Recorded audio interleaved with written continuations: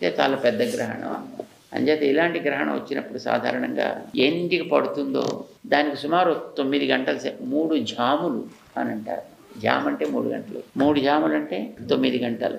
ఆ 9 గంటలు ముందర నుంచి మనం ఏం తినకుండా ఉంటే మంచిది, తినడం కానీ త్రాగడం కానీ ఇలా చేయకుండా ఉంటే మంచిది అనేది నియమం. అంటే గ్రహణ దోషం ఉంటుంది ప్రకృతిలో, అంచేత వస్తువులన్నీ కూడా దూషితములవుతాయి.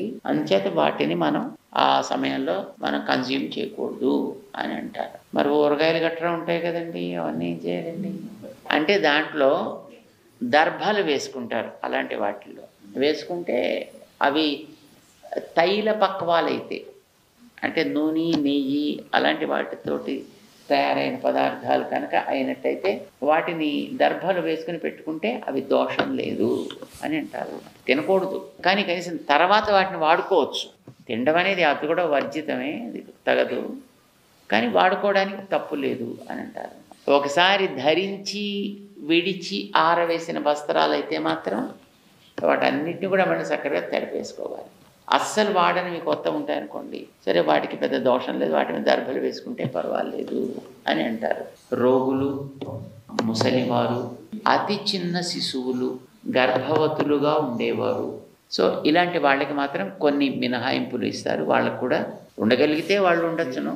ఒకవేళ అలా ఆరోగ్య రీత్యా కుదరినప్పుడు కొన్ని సులభంగా ఉండేటువంటి వాటిని మాత్రమే ఏదో కొన్ని ద్రవ పదార్థాలు లాంటివి ఏదైనా తీసుకోవడానికి మన వాళ్ళు ఒప్పుకుంటూ ఉంటారు.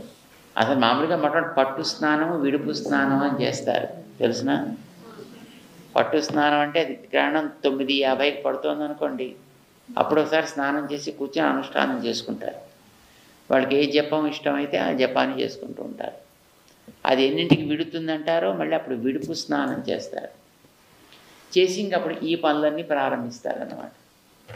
ఇవన్నీ చేసి మొత్తం ఇవన్నీ క్లీన్ చేసుకున్నాక అవంతా చేసి గిన్నెలన్నీ కడుక్కొని పొయ్యిలన్నీ కడుక్కొని అవంతా మొత్తం పూర్తయిన తర్వాత అప్పుడు వీళ్ళు మళ్ళీ స్నానం చేసుకొని అప్పటికి ఆరవేసుకున్న వస్త్రాలు, గ్రహణం అయిన తర్వాత ఆరవేసుకున్న వస్త్రాలు, ముందు కాదు మళ్ళీ ఆ తర్వాత తడిపి ఆరవేసిన వస్త్రాలు ఆరితే అప్పుడు అవి తీసుకుని అవి కట్టుకొని అప్పుడు వంటలు ప్రారంభిస్తారు.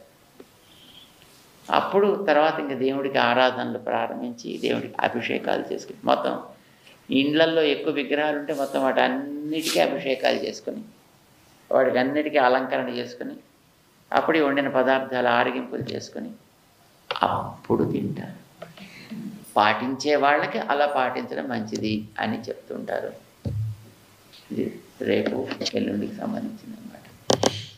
ఎవరెవరి అనుకూలతని బట్టి వాళ్ళు దీన్ని ఆచరించుకోవచ్చు.